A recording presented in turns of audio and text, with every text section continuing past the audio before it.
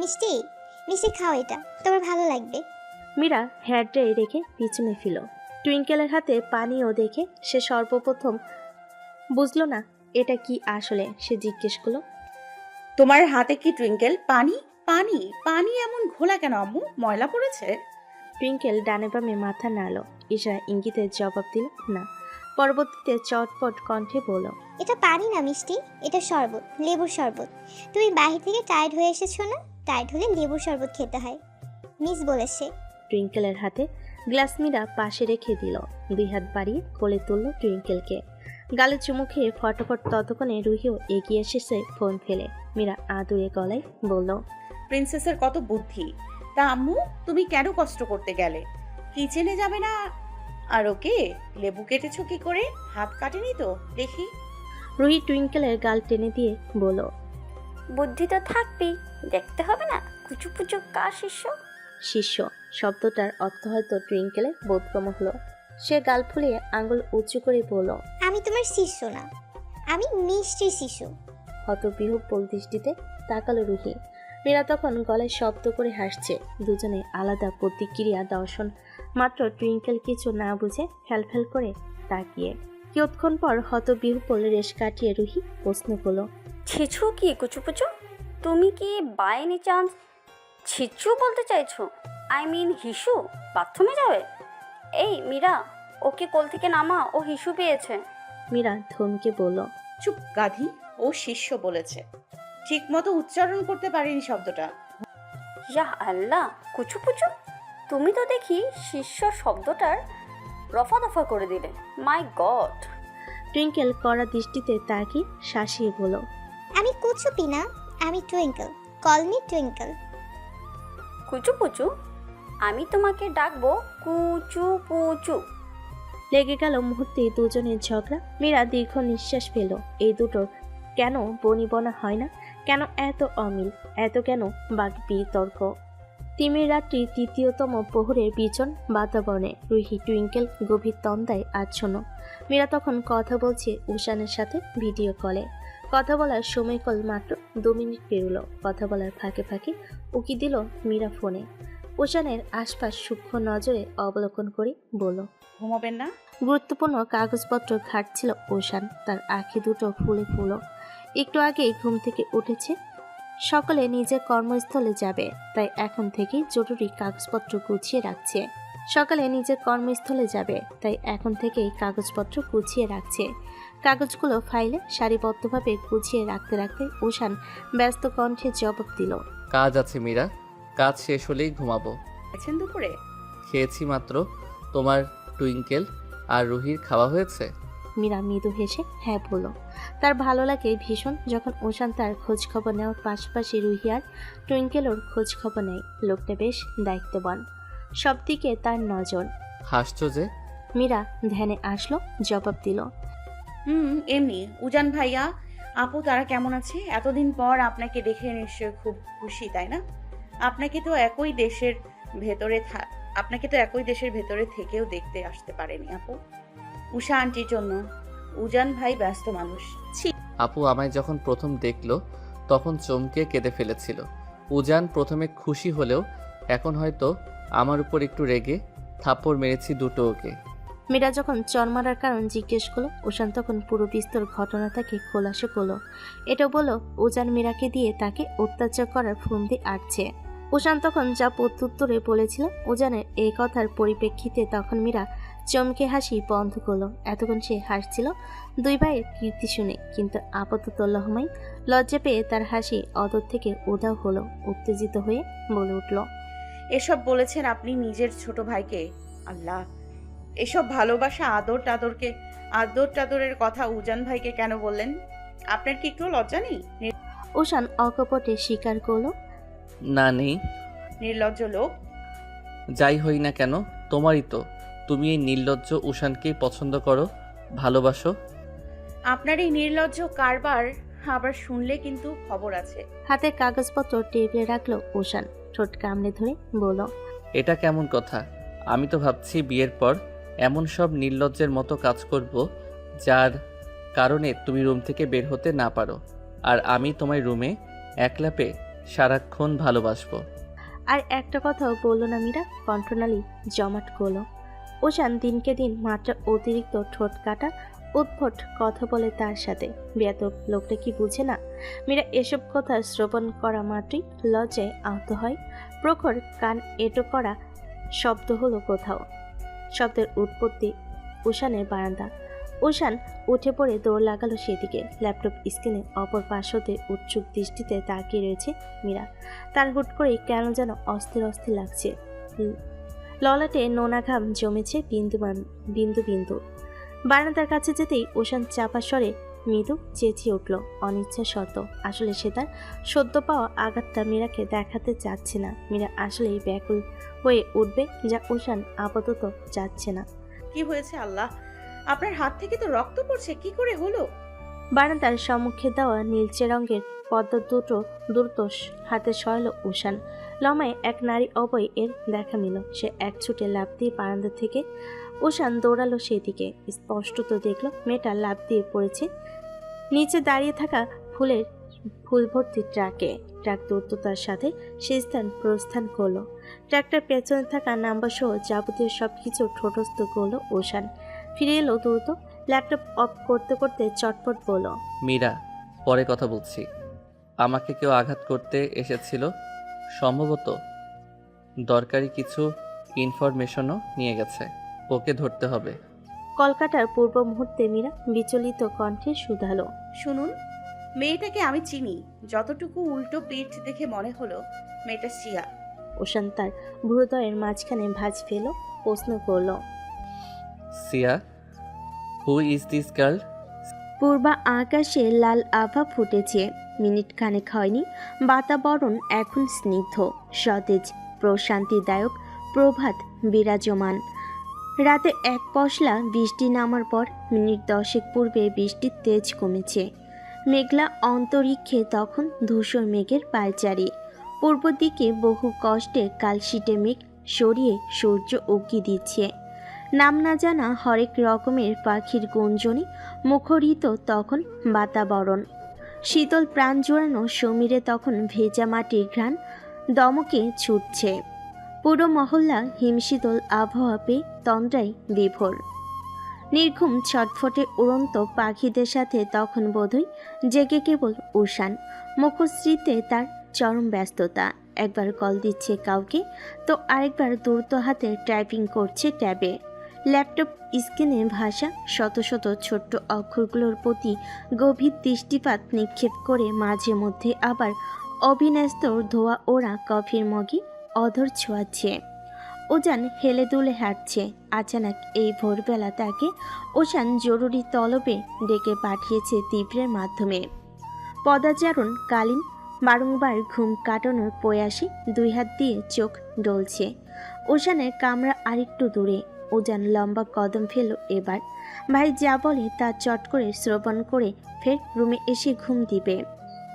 ডেকেছিলি ভাই? উজান অপ্রতিভ উশানকে হঠাৎ করে গম্ভীর রূপে দেখে সে সকাল সকাল দারুণ ভরকেছে। উশান তো শান্ত মানুষ, তার মুখে গাম্ভীর্যতা কেন? নিশ্চিত গুরুতর কিছু হয়েছে। উজানের অন্তঃকরণ ভীষণ ছটফটে। উচ্চাটন হলো লহমাই। উশানকে মৌন দেখে ফের প্রশ্ন করল, ভাই, সিয়াকে চিনিস কি করে? কবে থেকে তোদের পরিচয়? ভরাট কণ্ঠস্বর এবং পিছে ফেলা আশা নিজের আবেগটাকে নিয়ে প্রশ্ন শুনে উজান চমকালো একটু। সে চাইছিল না সিয়াকে নিয়ে আর কোনোরূপ প্রশ্ন বা ওই মেয়েটা সম্পর্কিত কোনো কিছু শ্রবণ করতে। উজান গিয়ে তীব্রর পাশে বসল। তীব্র তখন তার ভাইয়ের মতো গম্ভীর হয়ে, সিরিয়াস প্রসঙ্গ টানছিস হঠাৎ? তুই কি করে জানলি ওর কথা? উশান বিরক্ত বোধ করল। কড়া দৃষ্টিপাত নিক্ষেপ করে সে শুধালো, যা জিজ্ঞেস করেছি তার উত্তর দে। সিয়ার সাথে আমার পরিচয় মীরা ভাবির মাধ্যমে। সে একটা কেস নিয়ে আমার কাছে এসেছিল। ও ঢাকার একজন দায়িত্ববান পুলিশ অফিসার খুঁজছিল যে ওর হেল্প করত। তখন হয়তো মীরা ভাবির সাথে ওর কথা হয়েছে, আর ভাবি আমার নাম সাজেস্ট করেছে। পরিচয় 7 মাস ধরে, তবে কথা হতো মাঝে মধ্যে। কেস কতদিন ধরে চলছিল? 1 সপ্তাহ। তেমন মেজর ইস্যু ছিল না, তাই তাড়াতাড়ি সলভ হয়ে গেছে। কেস যদি 1 সপ্তাহে শেষ হয় তাহলে পরিচয় 7 মাসের ধরে কেন? মাঝে তোদের কি নিয়ে কথা হতো? তীব্রর প্রশ্নে উজানের অবস্থা করুণ। সে এই বিষয়ে কিছুতেই কথা বলতে চাচ্ছিল না। বিষয়টা ধামাচাপা দেবার প্রয়াসে উজান শুধালো। হঠাৎ এসব প্রশ্ন কেন? তোমরা আমাকে সিআইডি অফিসারদের মতো জেরা কেন করছো? উজান নিজের কাজে ব্যস্ত হলো। নেত্র ইশারায় তীব্রকে বলল কিছু। পরপর তীব্র কর্কশ কণ্ঠে বলল, শালা গর্ধব, এত কিছু হইতেছে তার খবর রাখস না তুই? সিরা কালকে এসে উষানকে আঘাত করে গেছে। ও আমাদের সব গুরুত্বপূর্ণ ইনফরমেশন নিয়ে গেছে। সিরা রাহনুমার লোক, ইভেন রাহনুমার মেয়ে সিরা। আমরা এতদিন ধরে যার পিছনে পড়ে আছি, সেই সন্ত্রাসী দলটাকে খুঁজতে খুঁজতে এত কষ্ট, এত পরিশ্রম, তারই লোক তোর সামনে দিয়ে ঘুরে বেড়ালো, তুই টেরি পেলি না? উজান চরম আশ্চর্য। অবাকতার রেশ তার রঞ্জে রঞ্জে প্রবাহিত হলো। অন্তরস্থলের কোথাও মৃদু যন্ত্রণা অনুভূত হলো তার। পরক্ষণে নিজেকে সামাল দিয়ে বলে উঠল, রাহনুমার মেয়ে সিয়া জানলে কি করে? উষান জেনেছে? আমি আসলে এতটা জানতাম না, তবে এটা জানতে পেরেছিলাম সিয়া উষা অথবা রাহনুমার লোক। পদক্ষেপ নিতে গিয়ে দেখি ও গায়েব। তার কয়েকদিন পর ওর দেখা পেয়েছিলাম। থানায় এসে আমার পা ধরে কাঁদতে কাঁদতে বলেছিল ওকে বাঁচাতে, ওকে কেউ নাকি ধর্ষণ করেছে। তারপর সেভাবেই কাঁদতে কাঁদতে সেন্সলেস হলো। ডাক্তার কাছে নিয়ে আমি ডাক্তারের সাথে কথা বলার জন্য কেবিন থেকে বাইরে গিয়েছি। 5 মিনিটের মাথায় ফিরে আসতে দেখিও নেই। খোঁজার চেষ্টা করেছি, এতদিন খুঁজে পেলাম না। মিনিট খানেক সময়ের ঘোরতর মৌনতার বিস্তার। উজান হাঁসফাঁস করছে কেমন, তবে তা উপস্থিত দুজন ব্যক্তির অগোচরে। তীব্র মনোযোগ সহিত ভাবছে কিছু। উজান ব্যস্ত ল্যাপটপে কয়েক পল সেভাবে কাটল। অতঃপর ল্যাপটপ সশব্দে বন্ধ করে উজান ভরাট কণ্ঠে বলে উঠল, সিয়া রাহনুমার মেয়ে। রাহনুমার শিয়ার বাবাকে আটকে রেখেছি। ক্লিয়ার করে বললে ধরা হয় তাকে কিডন্যাপ করে রেখেছে। সিয়ার বাবা ভালো ছিল না। বিয়ের পর থেকে রাহনুমা আর সিয়াকে মারধর, অত্যাচার, নির্যাতন করত। রাহনুমার এ নিয়ে আক্ষেপ ছিল, তবে কিছু বলতে পারিনি। সুযোগ বুঝে তাকে আটকে ফেলেছে যখন থেকে সে সন্ত্রাসী দলটায় যুক্ত হলো।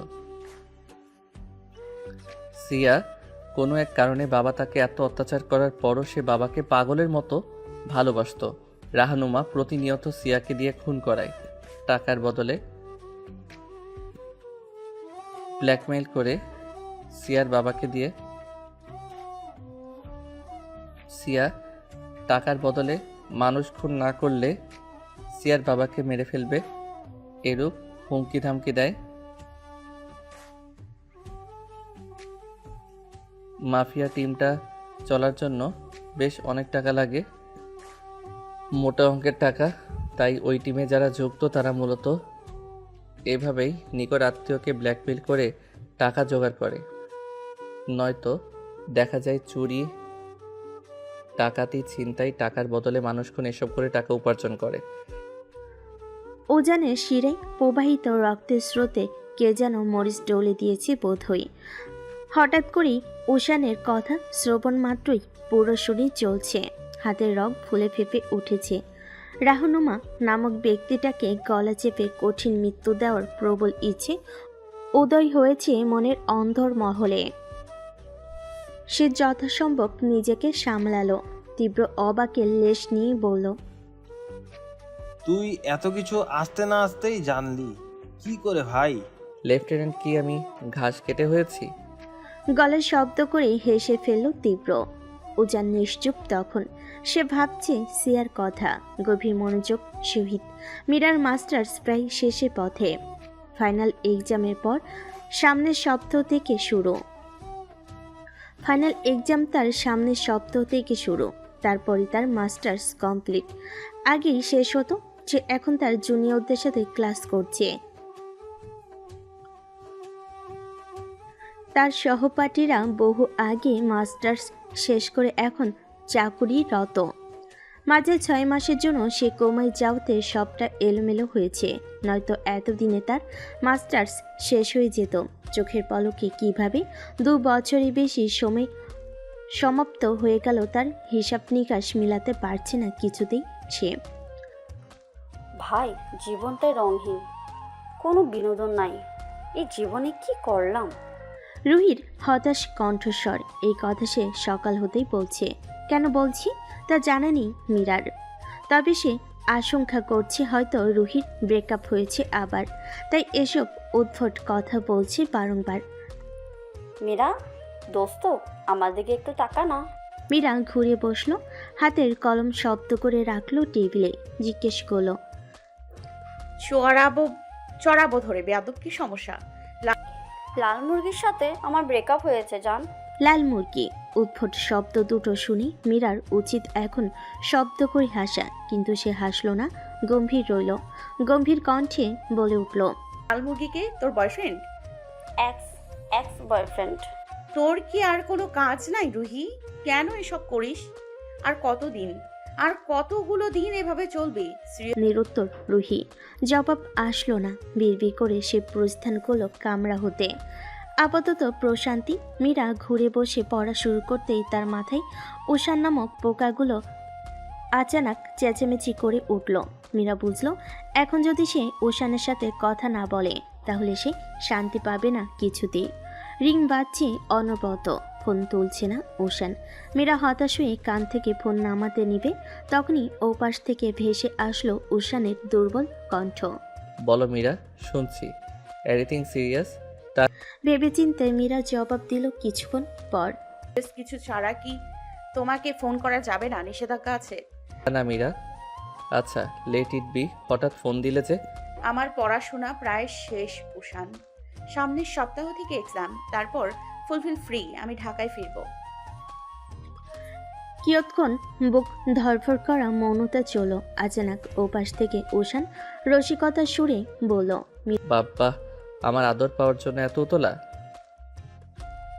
এক্সাম শেষ হতে না হতেই ফিরে আসার বার্তা জানাচ্ছ? ওকে, কাম টু মি জান, I want to love you. Meera কপট রাগ দেখিয়ে তৎক্ষণাৎ শুধালো, এসব আজে বাজে কথা ছাড়া তোমার মাথায় কি কোনো কিছুই আর ঘুরে না? আশ্চর্য। না তো, সবসময় এসবই ভাবি। মেইন কথা কি জানো? তুমি আপাত মস্তক মানুষটার কথা আমার মনে পড়লে শুধু আদর ভালোবাসা পাই, বুঝেছো? উষানের মাত্রা অতিরিক্ত ব্যস্ত সময় কাটছে। ব্যস্ততার দৌড়, খাওয়া দাওয়া সে করতে পারছে না ঠিক মতো, ঘুমতে দৌড়ে থাক। উষান সেই মিশনে দায়িত্ব পেয়েছে। সেই মিশনে যাওয়ার জন্য পূর্ব প্রস্তুতি এবং একটা টিম গঠন করতে হয়েছে তাকে। টিমকে প্রতি মুহূর্ত সব কিছু সম্পর্কে জ্ঞান দেওয়া, কিভাবে কি করতে হবে তার সম্পর্কে বিশদ বর্ণনা, সাথে মিশনে কিভাবে সফল হওয়া যায় পূর্ণরূপে তার পরিকল্পনা তৈরি। সব মিলিয়ে শ্বাস ফেলার সুযোগটুকু তার নেই আপাতত। মীরার সাথে উষানের কথা হয় না বেশ কয়েকদিন। উষান সুযোগ পাচ্ছে না ফোন দেওয়ার, মীরাও ফোন দিচ্ছে না। একবার যা দিয়েছিল সেই ফোন কল রিসিভ করতে পারেনি সে। তারপর হতেই মীরা তাকে আর কল দেয় না। উষান ভেবে নিয়েছে মেয়েটা নিশ্চিত অভিমানে গাল ফুলিয়ে রয়েছে। স্যার, আপনার গাড়ি বের করেছি। উষান ল্যাপটপ হতে তার তীক্ষ্ণ দৃষ্টিপাত সরাল। সামনে দাঁড়ানো অল্প বয়স্ক তরুণ যুবক। সে মূলত এখানকার পরিচ্ছন্ন কর্মী এবং সিকিউরিটি গার্ড। নাম তুরান, বয়স খুবই কম। যাও, আসছি আমি। প্রত্যুত্তর শ্রবণ করা মাত্রই তুরান সালাম দিয়ে প্রস্থান করল শীতাতপ নিয়ন্ত্রিত কামরা থেকে। উষান উঠে দাঁড়ায়। আজ তাকে নিজের ফ্ল্যাটে ফিরতে হবে। গুরুত্বপূর্ণ বেশ কিছু তথ্য বাসায় রাখা, যা এই মুহূর্তে প্রয়োজন তার। তথ্য ভর্তি ফাইলটা দিগন্তকে আনতে বলেছিল উষান, কিন্তু এই দিগন্ত একবার ফোন তুলে হ্যাঁ স্যার, আনছি স্যার। বলা শেষে ফোন সেই যে কাটলো। বর্তমানে 3 ঘন্টা পেরিয়ে গেছে, দিগন্ত আসেনি। উষানের ফোনও ধরেনি। দিগন্তর এমন হেয়ালিপনে উষান ক্ষুব্ধ ভীষণ। ছেলেটা গেল কোথায়? তাকে কিছু না বলে এভাবে হুট করে গায়েব হওয়ার মানেটা কি? আশ্চর্য।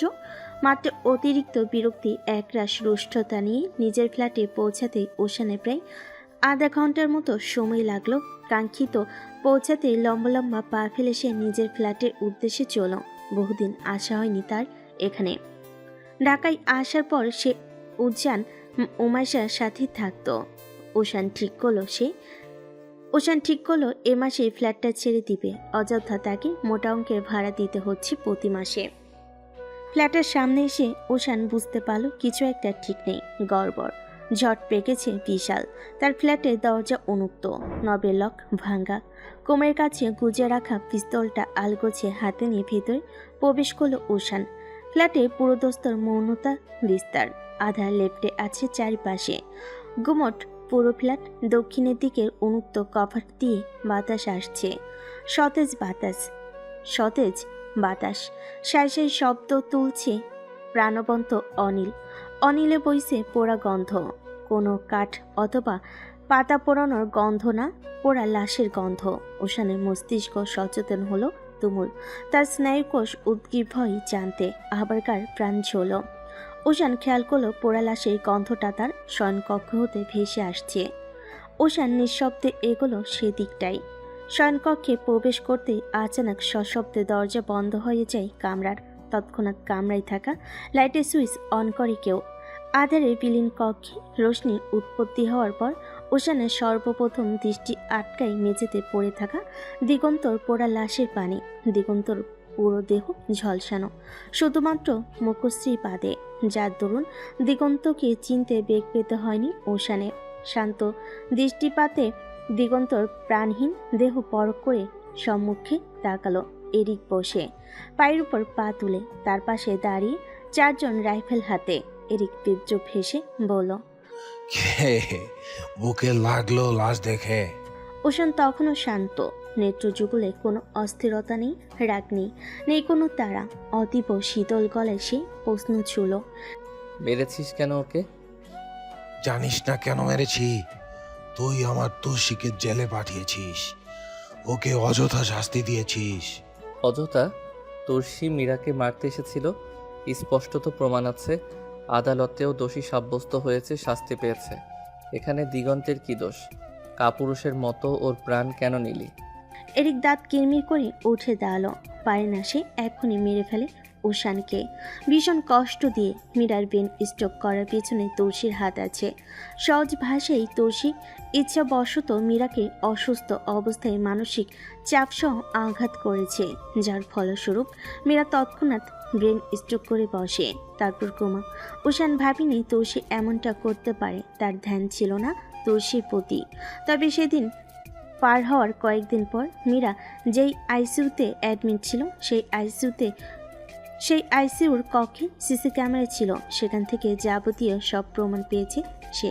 মীরার ব্যাপারটা শুধুমাত্র তুলসী দ্বারা সংঘটিত বাকিদের উপর আক্রমণ করার চিন্তাটা আসলে রাহনুমাই করেছে। পুরো ঘটনা জানার পর ওশান সেখানকার থানায় মামলা করে। মামলা চলে বেশ কয়েক মাস। অবশেষে কোর্টের সকল প্রমাণ সাপেক্ষে তুলসীর শাস্তি হয় 12 বছরের জেল। এই সম্পূর্ণ বিষয়টি ওশান সবার থেকে গোপন রেখেছে, কাউকে জানায়নি, জানতে দেয়নি। তুই তুষিকে ইচ্ছা করে জেলে পাঠিয়েছিস, ইচ্ছে করে। এই দিগান্ত আমার তুষিকে ধরে নিয়ে পুলিশে ধরিয়ে দিয়েছিল, তাই ওকে পুড়িয়ে মেরেছি। তোকে তো মারবো টুকরো টুকরো করে কেটে। ওশান গলায় শব্দ করে হেসে ফেল, যেন সে কোনো কৌতুক শ্রবণ করছে সবে মাত্র। হাস্যরত অবস্থায় সে জিজ্ঞেস করল, আচ্ছা, দারুণ তো। আমাকে টুকরো টুকরো করে কাটবি তুই, তোর মতো কাপুরুষ ভীতু? বাহ! এরিক ওশানের পায়ে লাথি মারল। ওশান নড়ল না একটু, নিজের স্থানে সে অটল। ওষ্ঠাধর কোণে তার তেসরা হাসি। এরিকের আগে দুঃখে ফুসতে ফুসতে শুধালো, তোর মতো কুত্তাকে ধরবো আমি, এই এরিকির হাম। তোকে মারবে এরা। মোটাসোটা 4টে পুরুষের দিকে ইঙ্গিত করলো এরিক। ওশান সোজাসুজি দৃষ্টি ফেল এবার সেই 4টে দানবীয় মানবের প্রতি। আকার আকৃতিতে এক একজন বিশাল, দেখে মনে হবে কাবুলে সেই দানবীয় লম্বা চওড়া পুরুষ। উষান গাল চুলকালো, বলল, তোরা মারবি আমাকে? ফাইন। কত টাকা দিল এই এরিক আমায় মারতে? চারজন একে অপরের মুখ চাউচাই করলো। শেষে সত্য কথাটাই বলে ফেল। 10 লাখ। তৎক্ষণাৎ মুখশ্রী বেজায় বিরক্ত, একরাশ তিক্ততা নিয়ে কুচকালো ওশান। মুখশ্রীতে তার অসন্তুষ্টতা। বিরক্ত গলেই শুধালো। আমাকে মারার জন্য এত কম রেট? শুধু উপস্থিত চারজনকে সূক্ষ্ম নজরে অবলোকন করলো ওশান। অতঃপর নিরাপত্তা বিরাজ ফ্ল্যাটটাই ছোটখাটো বিস্ফোরণ ঘটালো। লুকিয়ে রাখা পিস্তলটা হাতে নিয়ে পিস থেকে দুজনকে গুলি করলো। আচানক গুলি বর্ষণে প্রথমে কেউ কিছুই বুঝলো না।